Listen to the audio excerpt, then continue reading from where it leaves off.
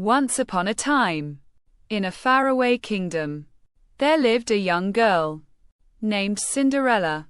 She was a kind, gentle, and beautiful child with the most radiant smile. Cinderella had a heart full of love. But unfortunately, fate hadn't been kind to Cinderella. Her mother had passed away, leaving her alone with her selfish stepmother. The stepmother had 2 daughters of her own, and she was terribly jealous of Cinderella's beauty and kind heart. She treated Cinderella unfairly, making her do all the housework and dress in rags, while her own daughters wore fine clothes and lived in luxury. Despite the cruelty she faced, Cinderella remained kind and gentle, never letting her stepmother's unkindness change who she was. She would often seek comfort in the garden, talking to the birds and the animals, who had become her dearest friends. One day, the kingdom received exciting news. The prince was hosting a grand ball at the palace, and every maiden in the land was invited. Cinderella's stepsisters were overjoyed and spent weeks preparing their gowns and practicing their dance moves. Cinderella watched her stepsisters with a sad smile, hoping she might be able to attend the ball and experience a bit of the magic she had heard about in her mother's stories. But her stepmother was insistent that Cinderella would stay home and continue with her chores. The night of the ball arrived, and Cinderella was left alone in her old clothes, while her stepsisters and stepmother departed for the palace. She sat by the fireplace, tears in her eyes, wishing for just a taste of the magic her mother had told her about. Suddenly, a soft, sweet voice filled the room. It was her fairy godmother, a beautiful figure surrounded by a soft, glowing light. "Why are you crying, my dear?" Quote, the fairy godmother asked. Cinderella explained her wish to attend the ball, but how her stepmother had been unkind and refused to allow her to go. The fairy godmother smiled and said, "Don't worry, my child. You shall go to the ball."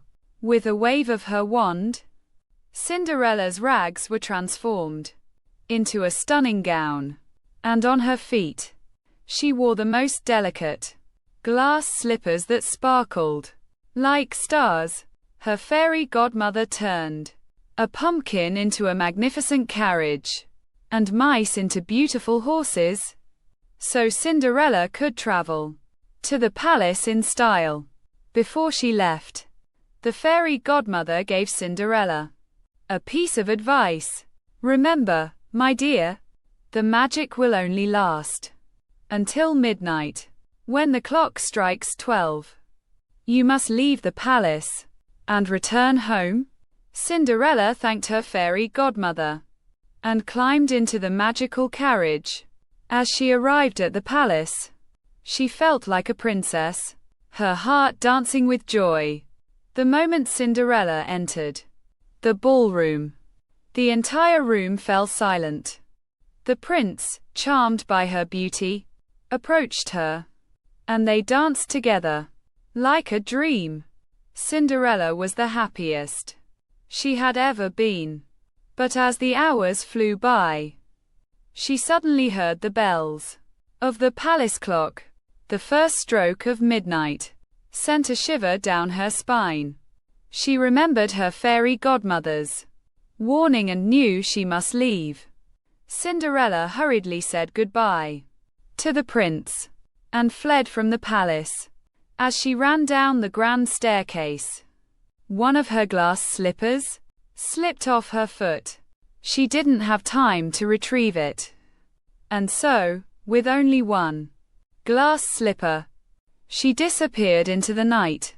Cinderella's beautiful gown and glass slippers turned back into rags, leaving her with only the memory of the enchanting evening she had spent at the palace. The next day, the prince was determined to find the owner of the glass slipper.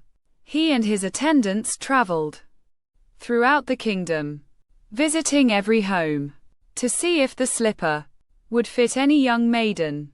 When they arrived at Cinderella's cottage, her stepsisters eagerly tried to fit their feet into the glass slipper, but it was too small for them, and their feet simply couldn't squeeze in.